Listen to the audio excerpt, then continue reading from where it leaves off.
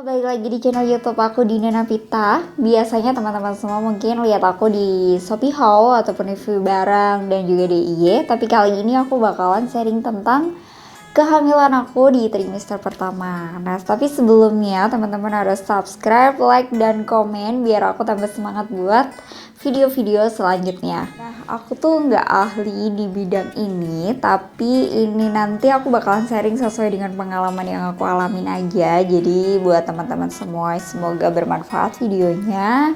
Kalau misalkan ada yang salah, teman-teman bisa komen di bawah nanti ya. Terus juga semoga ini bermanfaat buat teman-teman yang mungkin pasangan muda atau mungkin masih khawatir atau insecure dengan kehamilan pertamanya. Semoga ini bisa jadi motivasi aja buat teman-teman semuanya. Dan juga untuk teman-teman yang mungkin belum dapat momongan sampai sekarang, semoga nanti cepat menyusul, cepat diberi momongan. Nah, langsung aja kita mulai. Jadi sekarang usia kehamilan aku tuh udah 35 minggu. Jadi udah mulai persiapan untuk persalinan. Jadi nanti mungkin aku juga bakalan upload video tentang perlengkapan baby, apa aja yang perlu disiapin, dan juga persalinan nanti kita tuh perlu bawa apa aja sih. Tunggu video aku selanjutnya. Nah, sekarang kita mulai aja.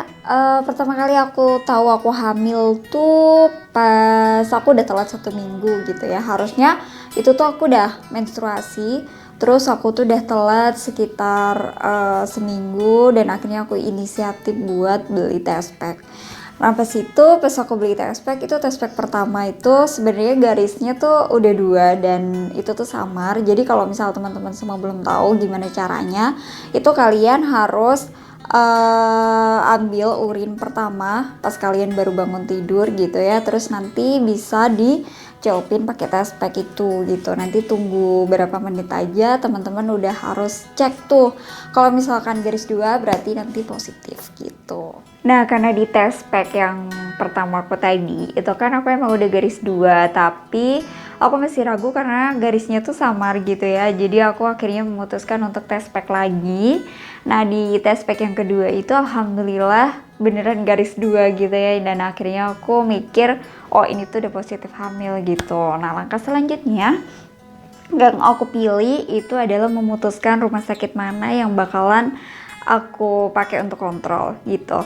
Jadi untuk rumah sakitnya sih aku lebih ke beberapa kriteria ya, karena ini pandemi gitu. Aku cari rumah sakit yang nyaman dan nggak begitu ramai gitu. Terus juga setelah aku udah memutuskan rumah sakitnya, yang kedua aku mutusin buat cari dokter mana yang aku bakalan pilih gitu, karena ini penting banget buat teman-teman semua. Jadi tips dari aku, kalian harus tahu dokter itu tuh karakternya kayak apa gitu, karena dia yang bakalan dampingi kita selama proses kehamilan tadi gitu. Jadi aku sih saranin cari dokter yang emang kalian tuh bener-bener udah tahu reviewnya gitu ya. Jadi kalau aku sih lebih banyak cari tahu review dari teman-teman aku sih, dari sekitar gitu.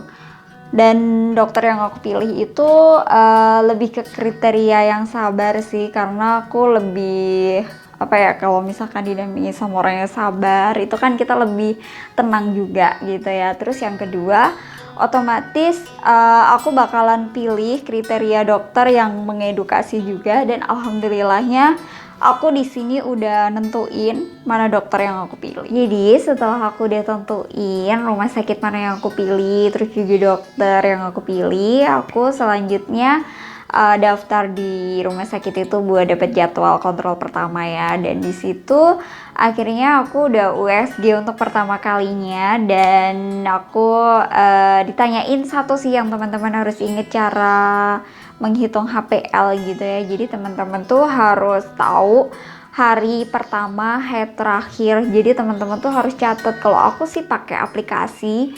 Jadi itu aplikasi kayak buat reminder gitu. Nah, nanti teman-teman tuh bisa catat di situ biar kalian inget terus gitu. Nah, kalau aku sih kemarin itu ada di 6 Juli.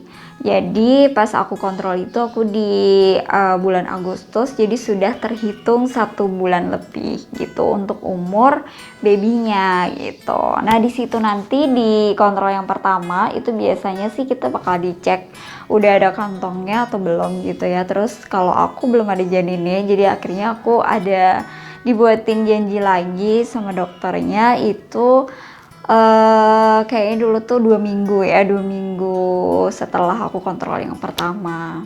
Pas usia kehamilan aku udah 1 bulan setengah, disitulah udah mulai drama-drama gitu ya. Jadi kayak mual muntah itu baru berasa banget di 1 bulan setengah.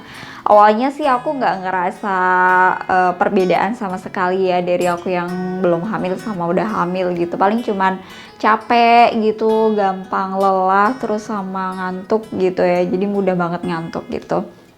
Nah tapi pas udah menginjak di 1 bulan setengah itu aku udah mulai tuh mual muntah. Aku paling nggak bisa nyium yang pertama itu bawang, terus yang kedua itu minyak panas. Jadi aku nggak bisa masak. Tapi frekuensinya tuh nggak langsung parah gitu ya. Jadi kemarin itu berbeda gitu. Jadi pas awal-awal tuh masih yang ringan. Jadi kayak cuman mual-mual doang gitu. Terus lama-lama tuh nyium sesuatu tuh bener-bener udah sensitif banget dan tiap pagi tuh pasti mual muntah gitu, dan itu tuh frekuensinya makin meningkat tiap harinya.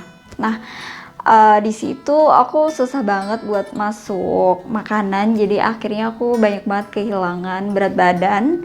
Tapi aku ngakalinya sih aku beli beberapa makanan yang bisa masuk kayak sereal kayak gitu sih. Jadi pagi aku biasanya itu makan sereal gitu, soalnya aku udah bener-bener gak bisa masuk nasi dan juga air putih.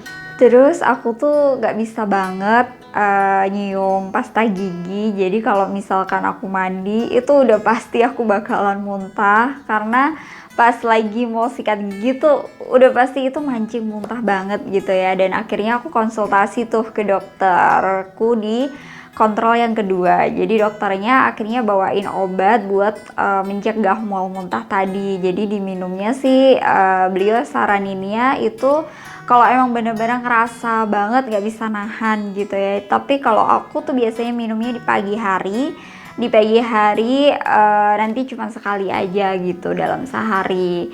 Nah kalau untuk obat yang dibawain selain itu sih udah pasti asam folat ya, karena itu bagus banget di awal kehamilan. Jadi puncaknya mual muntahku tuh di bulan kedua itu bener-bener hebat banget mual muntahnya. Jadi hampir tiap aku masukin sesuatu itu pasti bakalan aku muntahin. Dan kesalahannya adalah kemarin itu setiap habis mual muntah aku tuh langsung tidur gitu ya. Dan yang paling bagus itu harusnya teman-teman menjaga area mulut gitu, jadi menjaga kebersihannya gitu. Nah jadi teman-teman kalau misalkan habis mual muntah, misal udah lemes banget pun teman-teman harus kumur ataupun teman-teman sikat gigi sih harusnya. Jadi kemarin itu akhirnya aku ada keluhan lagi. Jadi selain mual muntah di bulan kedua itu aku ada pembengkakan di gusi gitu ya. Tapi emang hal-hal kayak gini wajar sih terjadi di ibu hamil katanya, karena hormon kita tuh udah mulai berubah. Jadi kemarin itu aku ngalamin mual muntah, terus juga gusi suka berdarah gitu. Nah di situ aku konsultasi lagi sama dokterku dan akhirnya aku dikasih kayak vitamin C. Nah vitamin C ini tuh khusus ya, jadi untuk ibu hamil tuh bukan vitamin C yang sembarangan bisa kita beli gitu. Jadi emang khusus vitamin C yang buat ibu hamil. Dan juga aku disaranin banyak minum, terus juga aku disaranin banyak konsumsi buah yang mengandung vitamin C. Jadi kemarin tuh pembengkakan di gusiku tuh bener-bener yang parah gitu ya. Akhirnya walaupun aku udah konsumsi vitamin C sesuai saran dokter tadi, aku masih tetap sakit gitu ya. Bahkan itu tuh bener-bener aku sampai udah nggak bisa ngomong lagi gitu ya. Jadi udah mual muntah, terus juga pembengkakan gusi itu kan sakit banget ya.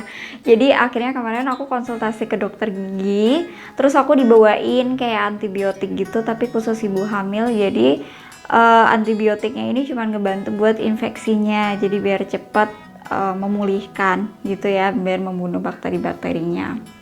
Terus yang kedua, aku dikasih obat jadi paracetamol juga khusus buat ibu hamil. Jadi teman-teman hati-hati banget kalau misalkan lagi sakit pas lagi hamil itu jangan minum sembarangan obat, karena kita ibu hamil tuh ada obat-obat khusus gitu. Jadi kemarin setelah mual muntah, terus juga aku ada pembengkakan di gusi. Dramanya tuh nggak berakhir di situ aja ya. Jadi aku ngalamin ada flek gitu. Tapi fleknya sih sebenarnya cuman sedikit sih, kayak kita mau menstruasi itu ya. Tapi dokterku tuh udah nyuruh aku buat istirahat total, karena itu juga lumayan bahaya gitu ya, takutnya nanti kita keguguran gitu. Terus selang 1 minggu itu ternyata aku ngalamin pendarahan lagi gitu, dan itu tuh lumayan parah sih. Jadi aku udah kayak menstruasi hari pertama, di situ lumayan deg-degan, tapi dokter aku gercep banget, akhirnya nyuruh ke rumah sakit dan aku dirujuk buat omnem. Pas omnem itu aku bener-bener harus bed rest, jadi aku tuh nggak boleh akses ke toilet, itu aku nggak boleh, bahkan sama sekali gerak itu aku nggak boleh gitu. Jadi bener-bener cuman diranjang gitu selama 24 jam. Karena pas aku pendarahan itu aku juga ngalamin kram juga di perut, tapi nggak terlalu hebat sih, cuman durasinya setelah pendarahan itu 1 jam aja gitu.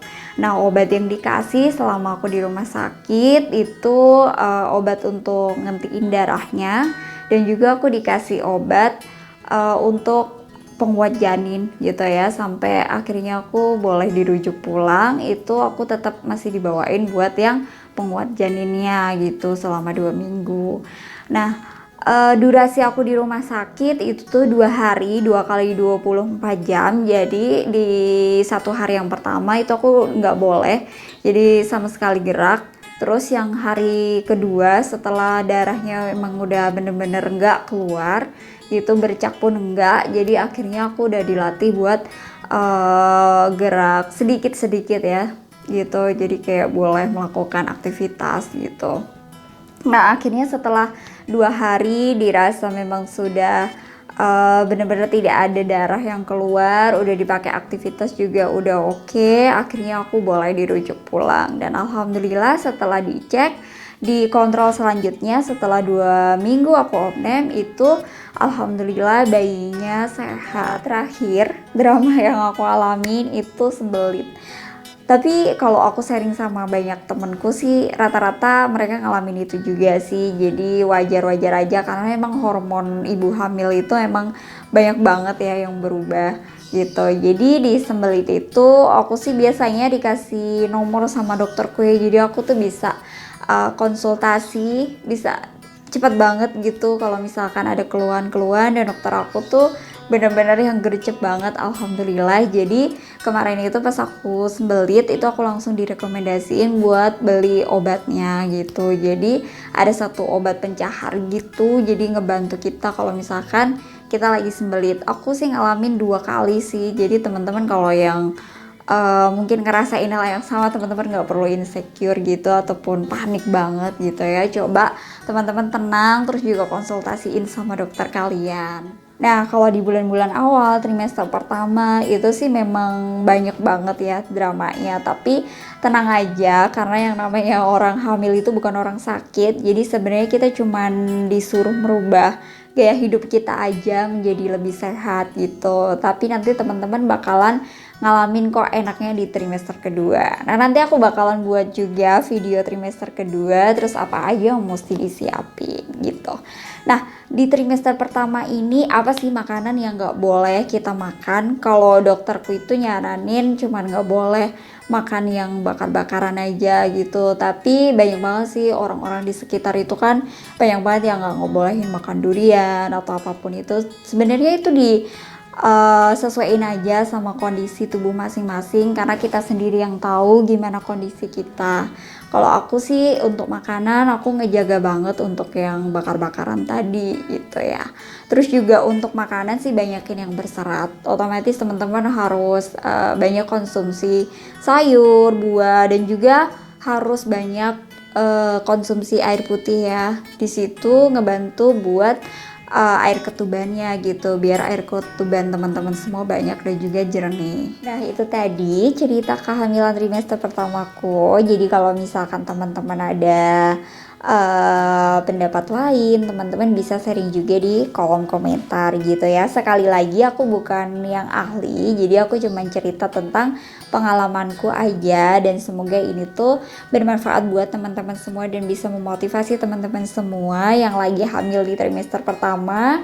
Semoga teman-teman semuanya tuh diberi kelancaran, dan juga teman-teman harus tetap semangat ya, walaupun mual muntah, teman-teman juga tetap harus menjalankan aktivitas gitu. Dan juga buat suami-suami di luar sana, mungkin yang lagi nonton video ini mungkin bisa ngasih support juga kalau misalnya istrinya lagi hamil awal-awal, karena memang secara emosional tuh itu juga ngaruh juga ke kita ya. Kita tuh kayak menstruasi, jadi nanti tuh bakalan emosi kita tuh bakalan naik turun gitu. Jadi teman-teman semua tetap semangat, dan juga jangan lupa buat cek lagi nanti video aku yang selanjutnya. Jadi jangan lupa subscribe, like, dan komen.